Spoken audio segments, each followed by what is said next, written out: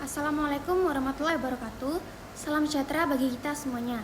Om Swastiastu, Namo Buddhaya, salam kebajikan. Yang kami hormati Bapak Vicky Fendi selaku dosen pengampu mata kuliah Sistem Informasi Akuntansi.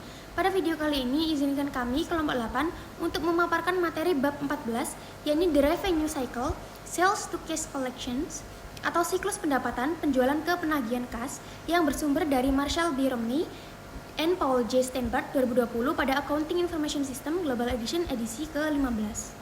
Sebelum memulai pemaparan materi, izinkan kami memperkenalkan diri terlebih dahulu. Saya Melati Cayaning Budiami Putri dengan NPM Mahir 185, kemudian rekan saya Alexandra Soraya dengan NPM Mahir 164, lalu Melina Amelia Ardi dengan NPM Mahir 171, kemudian Nirmala Nur Oktavia dengan NPM Mahir 166, adapun Ayunda Mentari dengan NPM Mahir 168, dan yang terakhir Faiza Mahdia Nurfiddin dengan NPM Mahir 193. Sistem informasi siklus pendapatan dalam perusahaan yang menggunakan sistem ERP dapat dilihat pada grafik. Yang pertama adalah pemesanan dan penjualan. Diagram menunjukkan bahwa pelanggan dapat melakukan pemesanan melalui jaringan internet. Informasi pesanan ini masuk ke bagian penjualan yang bertanggung jawab untuk memesan dan mengelola pesanan. Sejalan dengan sistem tersebut, ERP di perusahaan secara otomatis memverifikasi pesanan, memeriksa kelayakan kredit, dan membantu ketersediaan inventaris. Yang kedua ada gudang dan pengiriman. Setelah pesanan diproses, slip mengepakan dan mendaftarkan muatan kapal dikirim ke bagian gudang. Gudang bertanggung jawab memilih barang yang akan dikirim lalu mengirim barang tersebut. Selanjutnya faktur dan penagihan. Pada bagian ini penagihan akan membuat faktur dan mengirimkannya ke pelanggan. Sistem ERP akan menjalankan program faktur dalam metode batch, menghasilkan faktur elektronik yang akan dikirimkan kepada pelanggan. Yang keempat, pengelolaan koreksi dan pembayaran. Diagram menunjukkan bahwa pelanggan dapat mengirim pembayaran yang diterima oleh kasir atau bank. Pembayaran ini kemudian dicatat dalam sistem sebagai pengelolaan koreksi untuk memperbarui akun pelanggan. Yang kelima, basis data terpadu. Semua informasi mengenai pelanggan, inventaris, harga pesanan, penjualan, pengiriman, dan faktur disimpan dalam basis data terpadu. Informasi ini digunakan untuk melayani pertanyaan dan menghasilkan laporan. Basis data terpadu ini membantu mengelola ancaman seperti data induk yang tidak akurat atau pengungkapan informasi sensitif. Yang keenam, inventaris dan laporan kinerja. Diagram juga menunjukkan bahwa bagian kontrol inventaris menunjukkan monitor status inventaris, sedangkan bagian pemasaran menggunakan laporan untuk menganalisis profitabilitas dan performa penjualan. Berikutnya, ancaman dan pengendalian dalam siklus pendapatan. Yang pertama, data induk yang tidak akurat. Kesalahan pada data induk pelanggan atau inventaris dapat menyebabkan pengiriman yang salah, penagihan yang terlambat, atau kegagalan dalam memenuhi pesanan. Yang kedua, pengungkapan informasi sensitif yang tidak diizinkan. Informasi sensitif seperti data pribadi atau harga pelanggan dapat beresiko terbuka tanpa izin. Resiko ini dapat diminimalisir dengan kontrol akses yang ketat, pembatasan fitur karyawan, dan enkripsi tokenisasi. Selanjutnya, kehilangan atau kerusakan data, dan yang terakhir, pemantauan kinerja dan deteksi anomali. Data induk yang akurat mendukung pelaporan efektif, membantu akuntan dalam mengidentifikasi potensi penipuan dan ketidakpuasan pelanggan dengan menggunakan metrik seperti kepuasan pelanggan, penjualan per pelanggan, dan potongan penjualan. Selanjutnya, saya akan menjelaskan mengenai entry pesanan penjualan. Nah, proses entry pesanan penjualan itu memerlukan 3 langkah. Yang pertama yaitu menerima pesanan pelanggan, kedua memeriksa dan menyetujui kredit pelanggan, dan memeriksa ketersediaan inventaris. Untuk proses yang pertama yaitu menerima pesanan pelanggan. Nah, data pesanan pelanggan itu dicatat pada dokumen pesanan penjualan. Dokumen pesanan penjualan ini biasanya berupa formulir elektronik yang ditampilkan pada layar monitor komputer. Yang menarik yaitu banyak sistem ERP itu terus menyebut layar entry data ini sebagai dokumen. Nah, pesanan penjualan berisi informasi tentang nomor item, kuantitas, harga, dan ketentuan penjualan lainnya. Berikutnya saya akan menjelaskan proses. Nah, semakin banyak organisasi yang berupaya memanfaatkan IT itu agar pelanggan dapat melakukan lebih banyak entry data sendiri. Salah satu cara untuk mencapai hal ini adalah dengan meminta pelanggan mengisi formulir di situs web perusahaan. Cara lain adalah dengan menggunakan pertukaran data elektronik atau EDI. Bagi pelanggan untuk mengirimkan pesanan secara elektronik dalam format yang kompatibel dengan sistem pemrosesan pesanan penjualan perusahaan. Nah, selain memangkas biaya, IT ini juga menyediakan peluang untuk meningkatkan penjualan. Salah satu teknik yang digunakan oleh banyak pengecer internet yaitu adalah dengan menggunakan informasi riwayat penjualan untuk membuat pesanan pemasaran yang disesuaikan dengan masing-masing pelanggan. Teknik lain itu melibatkan penggunaan sistem entry pesanan penjualan interaktif yang memungkinkan pelanggan untuk menyesuaikan produk agar memenuhi kebutuhan mereka secara tepat. Nah, sistem entry pesanan itu juga membantu meningkatkan arus kas dalam dua cara. Yang pertama yaitu karena banyak penjualan dibuat sesuai pesanan, sehingga lebih sedikit modal yang perlu diikat untuk menyimpan inventaris barang jadi yang besar. Kemudian yang kedua, yaitu modal pembuatan sesuai pesanan memungkinkan perusahaan untuk mengumpulkan semua atau sebagian pembayaran di muka, bahkan mungkin sebelum mereka harus membayar bahan baku. Nah, perusahaan itu harus secara berkala meninjau catatan interaksi pelanggan di situs web mereka untuk mengidentifikasi potensi masalah dengan cepat. Banyak perusahaan itu terus mempekerjakan staf penjualan selain menggunakan etalase situs web karena manfaat yang terkait dengan kontak tatap muka dengan pelanggan, bisnis yang sudah ada, dan calon pelanggan. Kemudian surel dan pesan instan atau IM itu mempengaruhi biaya dan waktu yang diperlukan untuk memberitahu staf penjualan tentang perubahan harga dan promosi penjualan. Surel dan IM ini juga mengurangi kebutuhan tenaga penjualan untuk kembali ke kantor pusat, sehingga meningkatkan proporsi waktu yang dapat mereka habiskan dengan pelanggan. Berikutnya ada ancaman dan kontrol. Ancaman dasar selama entry pesanan penjualan itu adalah bahwa data penting tentang pesanan akan hilang atau tidak akurat. Nah, ini tidak hanya menciptakan inefisiensi, tetapi juga dapat berdampak negatif pada persepsi pelanggan dan dengan demikian itu berdampak buruk pada penjualan di masa mendatang. Nah, sistem ERP ini menggunakan berbagai kontrol edit entry data. Misalnya itu pemeriksaan kelengkapan dapat memastikan bahwa semua data yang diperlukan seperti alamat pengiriman dan penagihan itu dimasukkan. Pencarian otomatis data referensi yang sudah disimpan dalam file induk pelanggan seperti alamat pelanggan itu mencegah kesalahan dengan menghilangkan entry data. Dengan mencari data referensi, sistem ERP itu perlu melakukan pemeriksaan validitas nama pelanggan dan nomor item inventaris yang dimasukkan oleh tenaga penjual. Sistem ini itu juga menegakkan pemisahan tugas yang tepat dengan mencegah tenaga penjual mengubah harga untuk teman. Sistem ERP ini juga harus dikonfigurasi untuk melakukan uji kewajaran untuk membandingkan jumlah yang dipesan dengan nomor item dan riwayat pesanan. Kemudian kontrol entry data itu juga perlu disertakan dalam formulir situs web dan situs EDI untuk digunakan untuk menerima pesanan pelanggan. Ancaman yang kedua yang terkait dengan aktivitas entry pesanan penjualan itu menyangkut keabsahan pesanan. Di mana jika sebuah perusahaan mengirimkan barang dagangan mereka kepada pelanggan dan pelanggan tersebut kemudian menyangkal telah memesan, ada potensi kerugian aset. Bahkan jika barang dikembalikan, perusahaan itu membuang-buang waktu dan uang untuk mengirimkannya dan menerimanya kembali. Nah, jadi tanda tangan digital itu memberikan jaminan keabsahan dan bukti yang serupa untuk mendukung non-repudiasi untuk transaksi elektronik. Selanjutnya, saya akan menjelaskan mengenai persetujuan kredit. Gambar pada bagian kiri atas merupakan contoh layar permintaan informasi untuk memeriksa kredit pelanggan. Sebagian besar penjualan antar bisnis dilakukan secara kredit yang menimbulkan resiko penjualan yang tidak tertagih. Memerlukan otorisasi yang tepat untuk setiap penjualan kredit mengurangi resiko ini.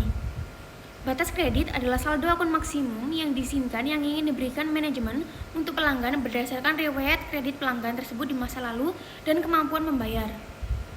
Untuk pelanggan lama dengan riwayat pembayaran yang baik, staf penjualan dapat menyetujui pesanan dalam batas kredit pelanggan yang dapat diverifikasi secara otomatis. Pesanan yang melebihi batas atau untuk pelanggan baru memerlukan persetujuan dari seseorang selain perwakilan penjualan. Manajer kredit yang independen dari pemasaran menyetujui peningkatan kredit dan batas baru. Sistem Enterprise Resource Planning atau ERP memastikan pemisahan tugas dengan memberikan akses baca saja ke informasi kredit kepada petugas penjualan. Persetujuan kredit harus dilakukan sebelum barang dikirim. Pemantauan piutang usaha sangat penting dengan laporan piutang usaha membantu mengelola akun yang jatuh tempo, memproyeksikan arus kas masuk dan memperkirakan piutang tak tertagih. Laporan yang berguna untuk melakukan ini adalah laporan piutang usaha yang mencantumkan saldo akun pelanggan berdasarkan lamanya waktu yang belum dilunasi. Manajemen harus meninjau laporan piutang usaha secara berkala untuk mengatasi pembayaran yang jatuh tempo dan meminimalkan kerugian. Laporan tersebut dapat membantu mengidentifikasi masalah lebih awal, seperti yang terjadi pada best value company dan menghentikan penjualan kredit lebih lanjut. Selain itu, laporan tentang tren piutang tak tertagih membantu dalam menyesuaikan kebijakan kredit. Gambar pada bagian kanan bawah merupakan contoh laporan umur piutang. Memeriksa ketersediaan inventaris. Gambar pada bagian kanan atas merupakan contoh layar permintaan informasi untuk memeriksa ketersediaan inventaris. Kuantitas yang ada, kuantitas yang telah dijanjikan kepada pelanggan lain, dan juga kuantitas yang tersedia. Jika persediaan yang cukup tersedia untuk memenuhi pesanan penjualan diselesaikan, dan kolom kuantitas yang tersedia dalam berkas persediaan untuk setiap barang yang dipesan dikurangi dengan jumlah yang dipesan. Departemen Pengiriman, Pengendalian Persediaan, dan Penagihan kemudian diberitahu tentang penjualan tersebut dan pengakuan dapat dikirimkan kepada pelanggan. Jika persediaan yang tersedia tidak cukup untuk memenuhi pesanan tertunda yang mengotorisasi pembelian atau produksi barang-barang tersebut harus dibuat. Di perusahaan manufaktur, membuat pesanan tertunda melibatkan pemberitahuan kepada Departemen Produksi untuk memulai produksi barang-barang yang diminta. Di perusahaan retail, Departemen Pembelian akan diberitahu tentang perlunya memesan barang-barang yang diperlukan. Layanan pelanggan sangat penting sehingga banyak perusahaan menggunakan paket perangkat lunak khusus yang disebut Sistem Manajemen Hubungan Pelanggan atau CRM. Sistem CRM membantu mengatur informasi terperinci tentang pelanggan untuk memfasilitasi layanan yang lebih efisien dan lebih personal. Layanan pelanggan dapat ditingkatkan lebih lanjut dengan menggunakan data seperti penjualan kumulatif selama beberapa periode waktu untuk mengidentifikasi pelanggan yang disukai. Sistem CRM juga membantu menghasilkan penjualan tambahan. Misalnya, setelah menanggapi pertanyaan pelanggan, perwakilan layanan pelanggan dapat menggunakan informasi tentang preferensi pelanggan dan riwayat transaksi untuk menyarankan produk lain yang mungkin menarik bagi pelanggan. Data terperinci tentang persyaratan pelanggan dan praktik bisnis juga dapat digunakan untuk menghubungi pelanggan secara proaktif tentang perlunya memesan ulang. Kemudian, gambar pada bagian kiri bawah merupakan contoh laporan lembar kerja inventaris fisik. Poin selanjutnya adalah pengiriman. Aktivitas dasar kedua dalam siklus pendapatan adalah memenuhi pesanan pelanggan dan mengirimkan barang dagangan yang diinginkan. Proses ini terdiri dari dua langkah, yaitu yang pertama memilih dan mengemas pesanan, lalu yang kedua ada mengirimkan pesanan. Departemen Gudang dan Pengiriman masing-masing melakukan aktivitas ini. Kedua fungsi tersebut meliputi penyimpanan inventaris dan melapor kepada Wakil Presiden Manufaktur. Lalu, seperti yang tadi, ada proses dua langkah. Yang pertama ada pilihan dan kemasan pesanan. Jadi langkah pertama dalam memenuhi pesanan pelanggan melibatkan penghapusan barang yang benar dari investasi dan mengemasnya untuk pengiriman. Yang pertama proses tiket pengambilan yang dihasilkan oleh proses entry pesanan penjualan memicu proses pengembalian dan pengambilan dan pengemasan.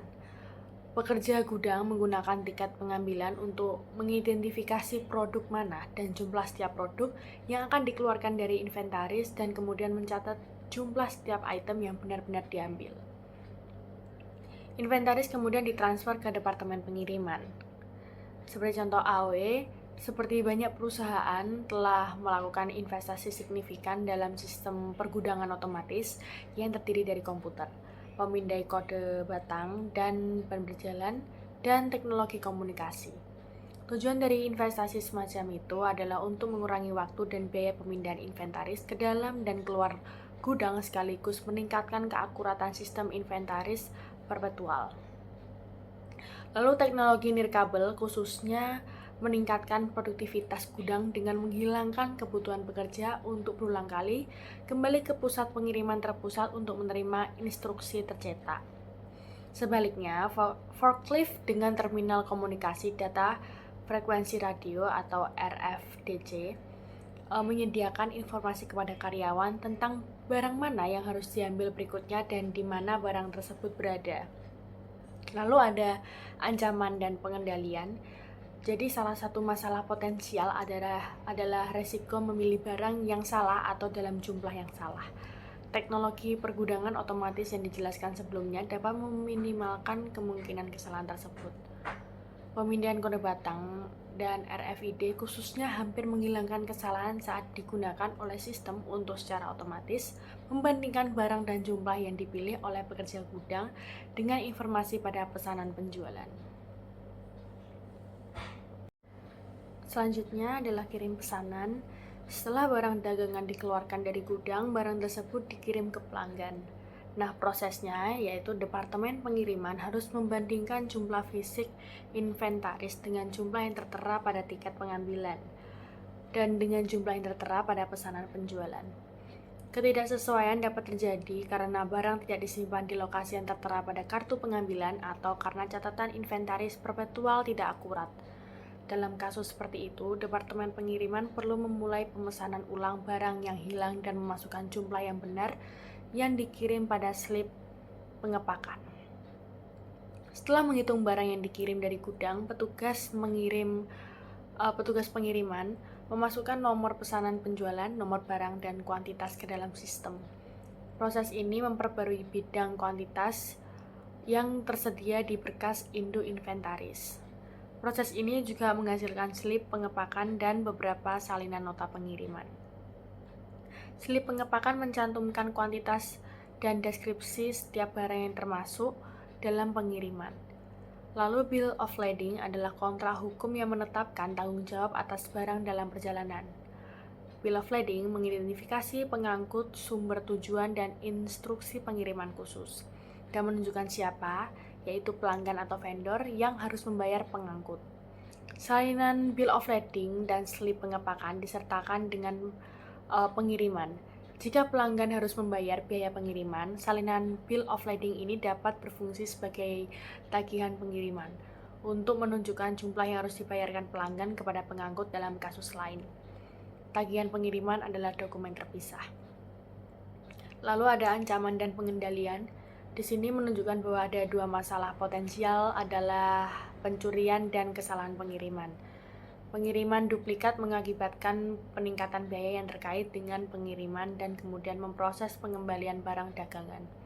Untuk mengurangi ancaman ini, sistem ERP harus dikonfigurasi untuk memblokir item baris pada pesanan penjualan setelah dokumen pengiriman dicetak untuk mencegah penggunaan pesanan penjualan yang sama untuk mengotorisasi pengiriman lain barang yang sama ke pelanggan yang sama. Billing atau penagihan. Aktivitas dasar kegiatan dalam siklus pendapatan melibatkan penagihan pelanggan.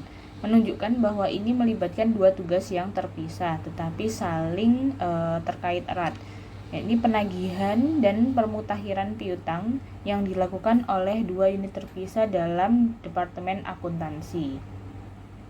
Nah, berikut adalah diagram proses penagihan dengan diberi anotasi untuk menyertakan ancaman. Penagihan yang akurat dan tepat waktu untuk barang dagangan yang dikirim sangatlah penting. Aktivitas penagihan hanyalah aktivitas pemrosesan informasi yang mengemas ulang dan meringkas informasi dari entry pesanan penjualan dan aktivitas pengiriman.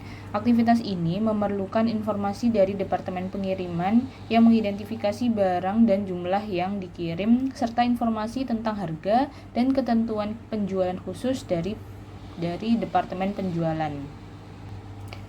Dan dokumen dasar yang dibuat dalam proses penagihan itu adalah faktur penjualan. Faktur penjualan adalah dokumen yang memberitahukan pelanggan mengenai jumlah penjualan dan kemana harus mengirim pembayaran. Ancaman dan kontrol. Satu ancaman yang terkait dengan proses pembuatan faktur adalah kegagalan menagih pelanggan yang mengakibatkan hilangnya aset dan data yang salah tentang penjualan, inventaris, dan piutang. Memisahkan fungsi pengiriman dan penagihan mengurangi risiko bahwa hal ini terjadi secara sengaja.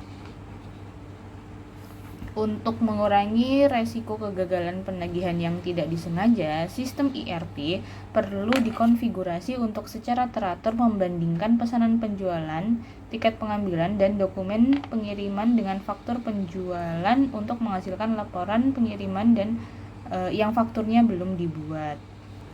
Pengendalian ini melibatkan pencocokan pesanan penjualan dengan dokumen pengiriman. Manajemen perlu meninjau laporan tersebut secara teratur dan mengambil tindakan perbaikan. Menjaga piutang atau maintain account receivable. Fungsi piutang yang melaporkan kepada pengontrol melakukan dua tugas dasar. Menggunakan informasi pada faktur penjualan untuk mendebit akun pelanggan dan kemudian mengkredit akun tersebut saat pembayaran diterima. Dua cara dasar untuk memelihara piutang adalah metode faktur terbuka dan metode saldo maju. Kedua metode ini berbeda dalam hal kapan pelanggan mengirimkan pembayaran, bagaimana pembayaran tersebut diterapkan untuk memperbarui berkas induk piutang, dan format laporan bulanan yang dikirimkan kepada pelanggan. Nah, berdasarkan metode faktur terbuka, pelanggan biasanya membayar sesuai dengan setiap faktur. Biasanya 2 salinan faktur dikirimkan melalui pos kepada pelanggan yang diminta untuk mengembalikan 1 salinan dengan pembayaran. Salinan ini adalah dokumen penyelesaian yang disebut saran pengiriman uang. Pembayaran pelanggan kemudian diterapkan terhadap faktur tertentu. Sebaliknya, berdasarkan metode saldo maju, pelanggan biasanya itu membayar sesuai dengan jumlah yang ditunjukkan pada laporan bulanan, bukan berdasarkan faktur individual. Laporan bulanan mencantumkan semua transaksi termasuk penjualan dan pembayaran yang terjadi selama bulan lalu dan memberitahu pelanggan tentang saldo akun terkini mereka. Untuk ancaman dan pengendalian, kesalahan dalam memelihara akun pelanggan dapat menyebabkan hilangnya penjualan di masa mendatang dan juga dapat mengindikasikan kemungkinan pencurian uang tunai. Pemeriksaan suntingan entry data dapat meminimalkan risiko kesalahan dalam memelihara akun pelanggan. Selanjutnya adalah cash collections atau koleksi uang tunai. Untuk yang proses ini, karena uang tunai dan cek nasabah dapat dicuri dengan mudah, penting untuk mengambil tindakan tepat guna mengurangi risiko pencurian. Sebagaimana dibahas lebih lengkap di bagian pengendalian, ini berarti bahwa fungsi piutang usaha yang bertanggung jawab untuk mencatat pengiriman uang nasabah tidak boleh memiliki akses fisik ke uang tunai atau cek. Sebaliknya, kasir yang melapor kepada bendahara menangani pengiriman uang nasabah dan menyetorkannya ke bank. Lalu, bagaimana fungsi piutang usaha mengidentifikasi sumber pengiriman uang dan faktur yang berlaku harus dikreditkan? Salah satu metode melibatkan pengiriman 2 salinan faktur pada pelanggan dan meminta agar 1 salinan dikembalikan bersama pembayaran. Saran pengiriman uang ini kemudian diteruskan ke piutang usaha dan pembayaran pelanggan yang sebenarnya dikirim ke kasir. Solusi alternatif adalah meminta personel ruang surat menyiapkan daftar pengiriman uang yang merupakan dokumen yang mengidentifikasi nama dan jumlah semua pengiriman uang pelanggan. dan mengirimkannya ke piutang usaha. Alternatif lain adalah memfotokopi semua pengiriman uang pelanggan dan mengirimkan salinannya ke piutang usaha sambil meneruskan pengiriman uang yang sebenarnya ke kasir untuk disetorkan. Cara lain untuk mempercepat pemrosesan pembayaran pelanggan melibatkan penggunaan pengaturan lockbox dengan bank. Lockbox ini adalah alamat pos tempat pelanggan mengirimkan uang mereka. Bank yang berpartisipasi mengambil cek dari kotak pos dan menyetorkannya ke rekening perusahaan. Bank kemudian mengirimkan pemberitahuan pengiriman uang, daftar elektronik semua pengiriman uang, dan fotokopi semua cek ke perusahaan. Dengan meminta pelanggan mengirim pembayaran ke lockbox, penundaan yang terkait dengan pemrosesan pengiriman uang pelanggan sebelum menyetorkannya dapat dihilangkan. Arus kas dapat ditingkatkan lebih lanjut dengan memilih beberapa bank di seluruh negeri untuk menyediakan lockbox. Dengan lokasi yang dipilih untuk meminimalkan waktu cek pelanggan berada di pos, demikian pula membuat pengaturan lockbox dengan bank asing mengurangi waktu yang dibutuhkan untuk mengumpulkan pembayaran dari penjualan ke pelanggan internasional. Lalu threats and control atau ancaman dan pengendalian. Tujuan utama fungsi penagihan uang tunai adalah untuk mengamankan kiriman uang pelanggan. Prosedur pengendalian khusus harus digunakan karena uang tunai sangat mudah dicuri. Pemisahan tugas merupakan prosedur pengendalian yang paling efektif untuk mengurangi risiko pencurian tersebut. Lalu, karyawan yang memiliki akses fisik ke uang tunai tidak boleh bertanggung jawab untuk mencatat atau mengotorisasi transaksi apapun yang melibatkan penerimaan uang secara tunai. Secara khusus, tugas-tugas berikut harus dipisahkan. Yang pertama adalah menangani uang tunai atau cek dan mencatat pengiriman uang ke rekening pelanggan. Nah, seseorang yang melakukan kedua tugas ini dapat melakukan jenis penggelapan khusus yang disebut lapping yang telah dibahas di bab sebelumnya. Oleh karena itu, hanya data pengiriman uang yang harus dikirim ke departemen piutang, sedangkan pembayaran pelanggan dikirim ke kasir. Lalu, yang kedua adalah menangani uang tunai atau cek dan mengesahkan nota kredit yang dimana seseorang itu melaksanakan kedua tugas ini dapat menyembunyikan pencurian pembayaran pelanggan dengan membuat nota kredit yang nilainya sama dengan jumlah yang dicuri.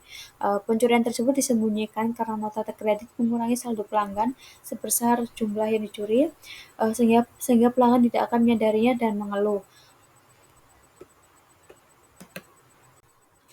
Lalu yang ketiga ini yaitu menangani uang tunai atau cek dan merekonsiliasi laporan bank. Kontrol detektif yang penting adalah merekonsiliasi laporan rekening bank dengan saldo kas yang tercatat dalam sistem informasi perusahaan. Rekonsiliasi ini dilakukan oleh seseorang yang tidak memiliki akses ke uang tunai atau kiriman uang dari pelanggan sehingga kasir dapat diperiksa secara independen dan mencegah manipulasi laporan bank untuk menyembunyikan pencurian uang tunai. Jika tidak, karyawan yang melakukan rekonsiliasi bank dapat mencatat biaya bank-bank lain yang jumlahnya sama dengan jumlah uang tunai yang dicuri. Secara umum, penanganan uang dan cek dalam organisasi harus diminimalkan. Metode yang optimal dalam pengaturan berangkas bank atau penggunaan EFT, FADI, atau kartu kredit untuk pembayaran pelanggan yang sepenuhnya menghilangkan akses karyawan ke pembayaran pelanggan.